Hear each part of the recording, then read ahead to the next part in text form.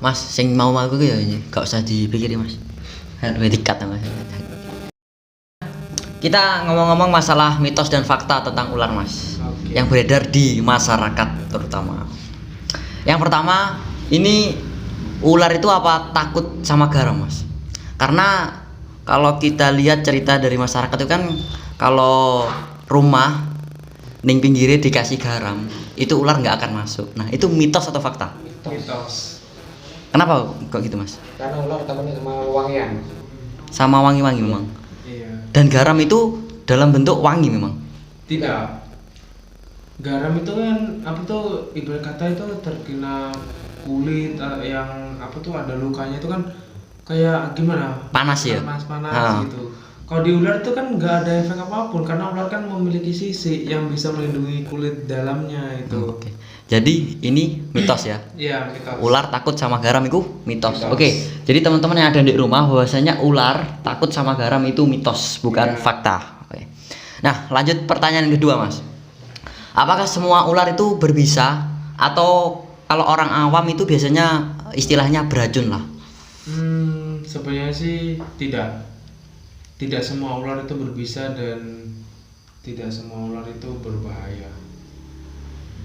Banyak sih yang mengatakan ular-ular itu yang apa tuh semuanya itu memiliki gimana ya, memiliki racun yang bisa membunuh, bisa mematikan gitu. Iya. Sebenarnya sih enggak gitu.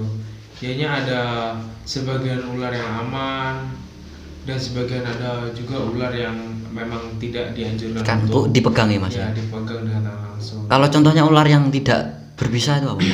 Kalau contohnya ular yang tidak berbisa itu Tadi ya, ular piton tadi ya? Piton itu atau ular sanca kembang itu dia tuh benar tidak berbisa. Namun dia tuh mempunyai gimana ya? Indikator lain lah untuk melumpuhkan mangsanya dengan cara yaitu menggelilit ya? Iya, menggigit dan menggelilit gitu. Oke. Ya, jadi bahwasanya ular itu ada yang berbisa dan ada yang tidak, itu ya Mas. Iya. Oke, lanjut pertanyaan yang ketiga. Apa sih manfaat pelihara ular? Mungkin yang kayak gini lah. Kan ular itu ada yang ganas dan ada yang jinak. Iya. Nah, itu apa bisa menghasilkan uang, Mas? Kalau kita sih mengambil benih-benih rupiah dari penghasilan kita menjual apa tuh, jual beli ular lah, itu ya memang hasilnya itu tidak seberapa dengan apa yang kita keluarkan untuk beli pakan ataupun apa sebagian lainnya. Itu memang tidak seimbang, namun namanya juga hobi kan, namanya juga suka, itu kan tidak menghitung dari sisi uang yang berapa kita keluarkan untuk membeli pakan gitu. Jadinya gimana ya, selagi ular itu aman, selagi ular itu memang dirawat dengan benar, kami berani melepaskannya gitu. Jadinya bukan berani melepaskan di alam ya, itu berani melepaskan di orang lain untuk merawatnya gitu. Jadi kalau dari pendapat Samen sendiri, di Samen dalam mungkin 4 tahun ini ya, di Reptil Pecinta Hewan ini menghasilkan uang nggak? Kalau saya pribadi dan Akbar sih memang menghasilkan, meskipun itu sedikit lah, bisa dibuat ladang bisnis lah kayak gitu ya. Jadi terutama untuk teman-teman, bahwasanya ular ini bukan hanya membahayakan, jadi juga ada manfaatnya, yaitu dari sini kita bisa berbisnis ya, usaha kayak barter lah ya. Jadi ketika kita beli ular, nanti bisa kita jual kembali kayak gitu Mas. Karena nggak ada contoh ularnya tadi. Ya, masih tidur ularnya Mas ya. Ya, jadi masih tidur ular pitonnya tadi teman-teman. Nanti kita ambil pas waktu foto aja ya. Nah, untuk yang selanjutnya, pertanyaan selanjutnya, terus buat kita nih mungkin masih pemula, terus mau pelihara ular itu gimana Mas? Apakah itu membahayakan? Ya, kalau kita sih pribadi khususnya itu tidak menganjurkan untuk kaum awam ataupun pemula lah berkata ya. Itu memelihara ular dengan cara langsung dan ataupun instan gitu, tidak. Hanya kami menganjurkan itu untuk gimana ya, belajar atau pahami karakter ular, apapun ular yang memang berbahaya atau tidak, cara menanganinya gimana gitu. Jadi kita harus mengerti dulu apa itu ular gitu. Jadi nggak semua sebagai pemula itu pokoknya saya pengen semisal ular piton, saya mau pelihara sih, nggak seperti itu ya. Jadi lebih ke kita mengedukasi dulu, mungkin dulu gitu. sebelum kita mungkin memegang dan sebagainya gitu ya. Ya, jadi untuk para pemula ketika ingin mau mungkin suka dengan hewan terutama ular, lebihnya kita tahu tentang jenis-jenisnya kan Mas ya. Mungkin berbisa ataupun yang tidak berbisa kayak gitu. Ya, terus lanjut pertanyaan selanjutnya. Kalau pelihara ular itu faedahnya apa sih Mas buat sampean sendiri? Karena ular juga membahayakan. Ya kalau maksudnya menghitung itu gimana ya? Ya kalau dilihat dari faedah sih sebenarnya sih banyak ya Mas ya, kalau menurut saya, yaitu faedahnya yang pertama karena saya suka. Ya. Dan gimana ya? Kalau ada ular kan ya gimana ya? Memunculkan ladang-ladang bisnis tadi ya, kembali lagi ya. Gitu. Karena juga menjadi usaha ya. Iya, meskipun itu rugi tidak banyak ataupun kita mendapatkan kerugian itu sebenarnya tidak rugi gitu. Lebih kita ke memang hobi ya. Gitu. Karena hobi semualah sudah terkendalikan gitu. Iya. Oke. Jadi buat sampean ini Kak, sampean menghobi reptil ini memang berfaedah ya buat sampean?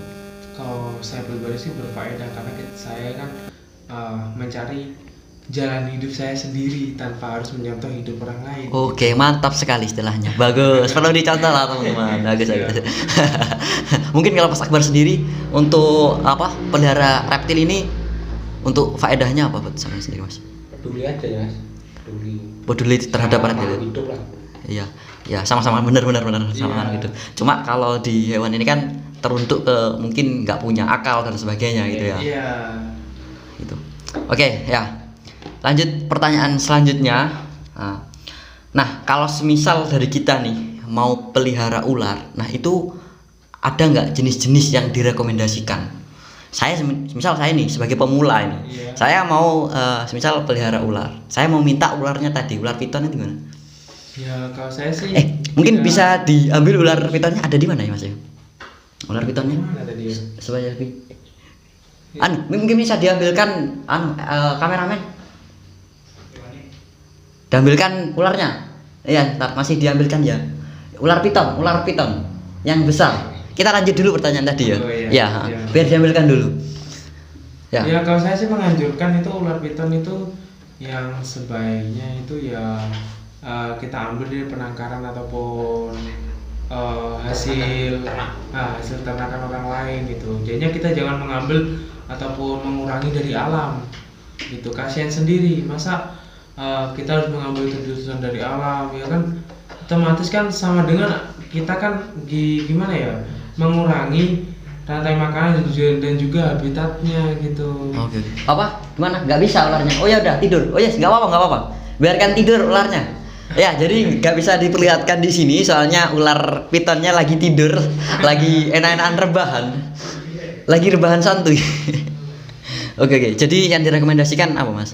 Kalau saya sih merekomendasikan ya itu tadi, kalau kita memang sudah tahu cara merawatnya dan ya otomatis ya kita menganjurkan itu ular-ular yang lokalan lah gitu, yang tidak berbisa memang gitu ya, yang aman. Kalau ular hijau kan memang tidak diperbolehkan. Iya, tidak perlu. Jangan sampai ya. Jangan sampai. Saya kayak hanya mengedukasi dan untuk display aja gitu. Oke. Karena ini sangat berbisa. Iya, berbisa tinggi. Tapi kalau ini sama piton tadi lebih baik mana Mas? Ketika saya mau memelihara. Ya lebih baik piton. Piton aja ya. Tapi di bawahnya piton itu masih ada. Kalau di bawah piton tuh masih itu ada apa? Ular kayu apa Mas? Ular jali. Iya, ular yang dari golongan kolobred itu masih banyak yang memang tidak berbisa gitu. Oke. Kayaknya lebih baik ya ular kayak gitu aja, kan juga habitatnya banyak di sekitaran kita gitu. Oke, jadi teman-teman ketika mau memelihara ular, yang direkomendasikan tuh ular-ular yang memang benar-benar tidak membahayakan ya, terutama kepada diri kita sendiri. Tapi kalau semisal kita sudah punya skill atau mungkin cara untuk memegangnya itu sudah nggak apa-apa. Kalau misalnya yang kayak gini ini mungkin Masnya megang sudah biasa. Iya Mas. Nggak memegang juga Mas gitu. Oh, nggak megang berarti Mas? Tidak. kita kan lebih menganjurkan tuh safety, jadi kita menggunakan pakai alat tuh. Alat snap gitu. Oke. Kirain langsung pegang kepalanya. Meninggal lah. Loh. Ini efeknya Ya, karena kan dia kan semisal kita pegang kesentuh dengan tangan langsung kan dia langsung memberontak dia gitu. Langsung connect. Terancam. Oke. Jadi sensitif ya Mas ya? Iya. Oke ya. Jadi bahaya ular yang ada di depan sini ini ular hijau namanya Mas. Iya, ya? Mas. Kalau bahasa latinnya apa Mas? Tremesurus insularis. Ya itu saya nggak bisa mengikuti. Ya itu ya. Nah lanjut pertanyaan selanjutnya Mas. Ketika ada ular di dalam rumah, apa yang pertama kita lakukan Mas? Cara menanganinya? Kalau untuk cara menanganinya itu yang kita anjurkan tuh lebih baik itu ya memanggil ataupun meminta bantuan orang lain yang bisa ataupun lebih tahu lah kriteria ular itu kayak gimana gitu. Jadinya ular itu lebih aman. Oke. Jadinya kita mengambil dan kita lepaskan kembali ke tempat aslinya gitu. Di hutan yang memang itu jauh dari pemukiman ya Mas. Dan janganlah dibunuh, kasihan lah masa hewan-hewan yang ada di Indonesia dibunuh semua kan jadinya Ya benar, habitat akan musnah kayak gitu. Nah, di sini bisa nih dari teman-teman atau mungkin masyarakat sekitar kalau di rumahnya ada ular, mungkin bisa menghubungi Mas Akbar sama Mas Firman ya di sini. Insya Allah gratis kan Mas ya? Gratis, gak dipungut biaya apapun. Insya Allah nanti juga pastilah kopi-kopi lah sedikit gitu ya. Gitu kan Mas ya? Ya. Tapi kalau tadi ngomong-ngomong masalah nggak dimatikan, itu kalau kita melihat masyarakat itu kan otomatis pokoknya tidak menyangkut nyawa saya, yo lebih baiknya dimatikan Mas. Ya, ular ya nggak apa-apa. Dimatikan. Dibunuh, itu nggak apa-apa. Asalkan kalau memang kita tidak tahu cara menanganinya dan itu keadaan mendesak, itu nggak apa-apa. Diperbolehkan memang ya. Diperbolehkan. Kan juga nggak ada yang larang. Meskipun gimana ya, kita itu menganjurkan itu untuk mengamankan, tapi kan kalau memang tidak bisa ya tidak apa-apa. Kalau tidak bisa mengusir ya salah satu cara ya itu aja gitu. Oke ya. Jadi lebih baik kita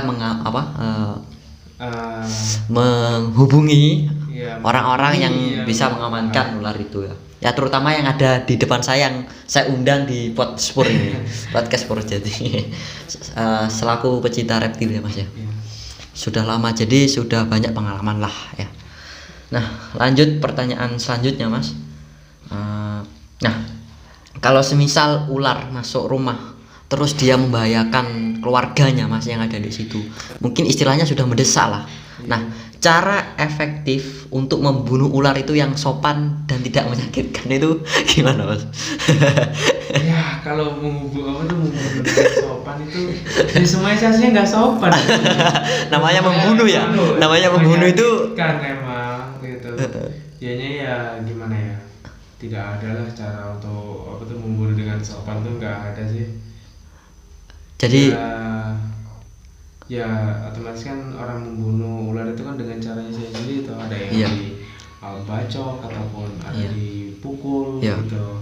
Kayaknya ya emang kalau keadaan mendesak atau nggak ada cara lain ya itu tergantung orangnya sendiri lah. Oke.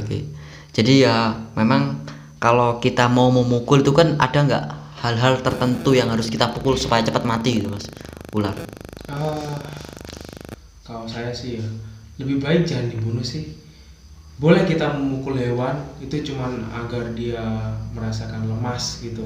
Jadinya kalau kita pukul kepala ya itu jangan sampai dia mati gitu. Jadinya kita pukul cuman sekiranya dia itu sudah kayak tidak berdaya gitu. Jadinya langsung kita keluarkan, kita amankan gitu. Oke. Dan kita lepaskan kembali ke jauh dari pemukiman. Oke ya benar-benar. Ya jadi seperti itu ya. Jadi kalau bisa kalau memang itu mendesak di nyawa kita, lebih baiknya kita pukul tapi tidak sampai mati kayak gitu Mas ya. Lebih baiknya kita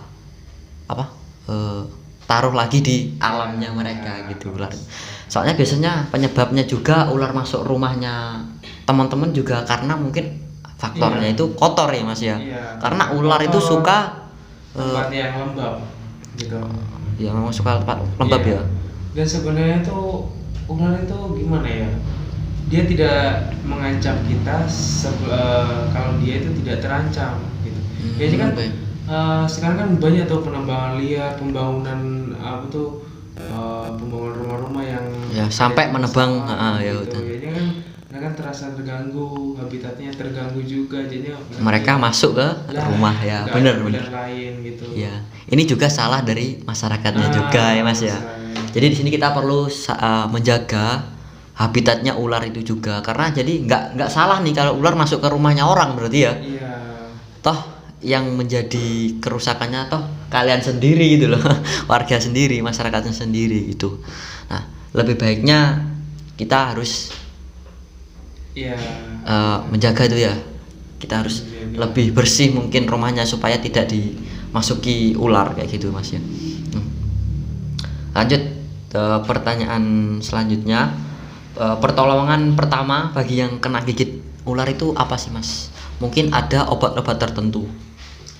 Kalau untuk obat-obatan itu sih sebenarnya sih nggak ada ya Mas ya. Ya. Namun kita itu menganjurkan untuk imobilisasi yang terutama, yaitu dengan cara seperti orang patah tulang, misalkan kita amit tergigit di sini ya, di bagian sini, jangan sampai bagian sini tuh gerak gitu. Jadinya jangan sampai ada gerakan ataupun apalah gitu. Jadinya biarkan ini pokoknya sampai langsung dibawa ke rumah sakit gitu.